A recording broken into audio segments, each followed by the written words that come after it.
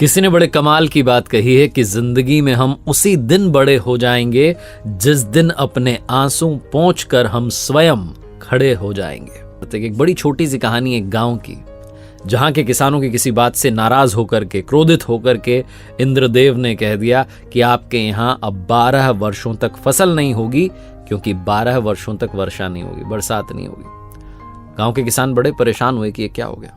उन्होंने दोबारा से प्रार्थना की, इंद्रदेव को प्रसन्न करने के बहुत सारे प्रयास किए। इंद्रदेव फिर से प्रकट हुए और बहुत प्रार्थनाएं कर रहे थे गांव के किसान। तो उन्होंने कहा कि चलो मैं आपको उपाय बताता हूं।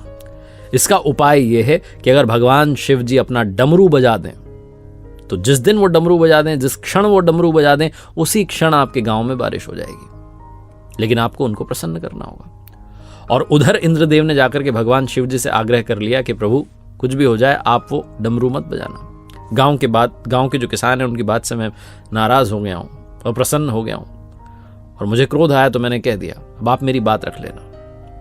गांव के किसानों ने प्रार्थना की प्रभु को प्रसन्न करने की, भगवान शिव जी को प्रसन्न करने की। भगवान शिव जी ने दर्शन दिए तो गांव के किसानों ने वही बात रखी कि इंद्रदेव नाराज हो गए, क्रोधित हो गए, आप कुछ चमत्कार कीजिए, डमरू बजा दीजिए, बारिश हो जाएगी।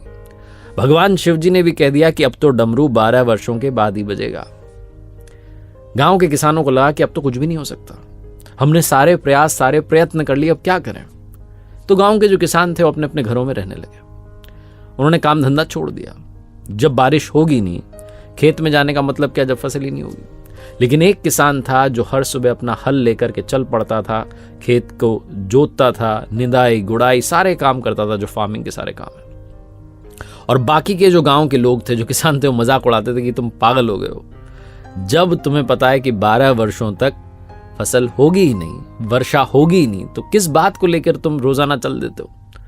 तो वो जो किसान जो कि रोज जाता था अपने खेत में, वो कहता था कि मैं रोजाना जाता हूं ताकि कहीं मैं खेती करना ना भूल जाऊं, किसानी करना ना भूल जाऊं, मुझे याद रहना चाहिए कि खेती कैसे होती है। बस इसीलिए ये जो प्रैक्टिस है, जो अभ्यास है, इसको निरंतर करता चलता हूं। मुझे पता है कि बारिश नहीं होगी, लेकिन मैं अपना काम तो करता रहूं। रोज यही होता था, रोज यही डिबेट, यही वाद विवाद होता था।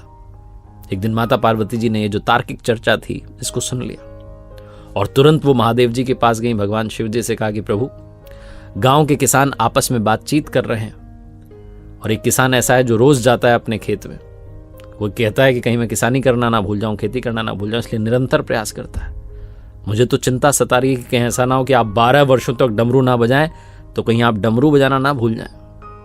भगवान शिव जी को बात में दम लगा। उन्होंने तुरंत अपना डमरू उठाया, ये जांचने के लिए कि बज रहा है कि नहीं। और जैसे ही उन्होंने डमरू उठाया, डमरू बजा, उसी क्षण, उसी पल उस गांव में वर्षा हो गई।